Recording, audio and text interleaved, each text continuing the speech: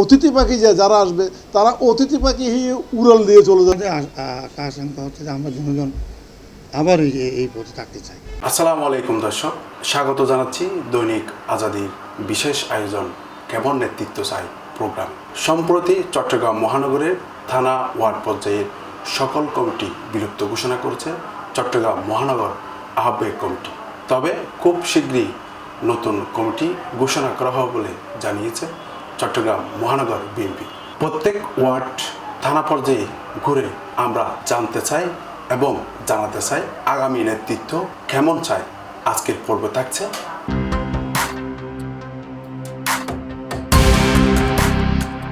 আমার মতামত যেহেতু আমরা 17 বছর যাবৎ মামলা হামলা আপনার যেভাবে পুলিশের নির্যাতন, আওয়ামী লীগের ছাত্রলীগের নির্যাতন সহ্য করে আমরা যারা মামলা হামলায় আমাদের ওয়ার্ডের মধ্যে অন্ততপক্ষে 16-18 জন ছেলে, এক একজন থেকে 4টা 5টা, আমাদের থেকে 4, 5টা 6টা করে মামলা হয়েছে।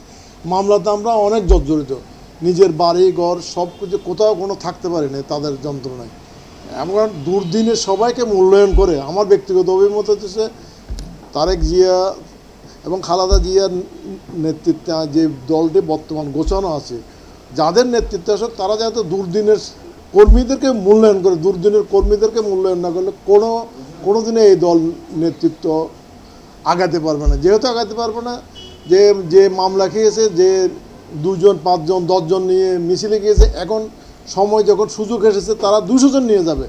200 জনের জন্য ওই 20 জনকে যাতে বলি না যায়, বড় বড় নেতৃবৃন্দ যারা বর্তমান নেতৃত্বে আছে, অতীতে যারা নেতৃত্ব ছিল আমরা দেখেছি, আবদুল্লাহ নোমান, মির নাসির, আমির খসরু থেকে আরম্ভ করে ডাক্তার সাদাত বক্কর, বর্তমান এরশাদুল্লাহ সাহেব, নাজিমুর রহমান, এই যে ওনাদের যাকে নেতৃত্ব উপর থেকে দিয়েছে আমরা সবাই তাদের প্রথম স্রোতের মধ্যে ছিলাম। আমার ব্যক্তিগত এবং আমার দলের যারা দুর্দিনের সাথে ছিল সবাইকে নিয়ে যাতে দলটা গঠন করে, সেটা হইতেছে আমার অভিমত।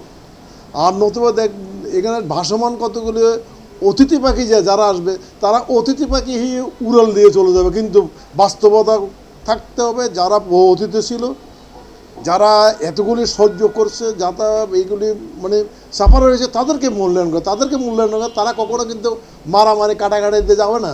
তারা তারেক জিয়ার নেতৃত্বকে সেলিউট করে বসে থাকবে বাসায়। কিন্তু আপনারা দেখেছেন এই 17 বছরের মধ্যে এত মামলা হামলার দেওয়ার পরও কখনো কাউকে নিতে পারে না। আমি ব্যক্তিগতভাবে যে এলাকায় বসবাস করি ওই এলাকার আশেপাশে কোয়ার্টার মাইলের মধ্যে বিএনপি ছিল কিনা আমার জানা নাই। আমার ব্যক্তিগত ব্যবসা প্রতিষ্ঠান, অফিস, আদালত কোথাও আমরা স্থান হতে পারি না। অনেক কষ্টের মধ্যে আজকে এসেছি। আল্লাহর কাছে শুকরানা আদায় করতেছি যে আল্লাহ অন্ততপক্ষে এই দেশটাকে মানুষ অন্ততপক্ষে শ্বাস ফেলতেছে।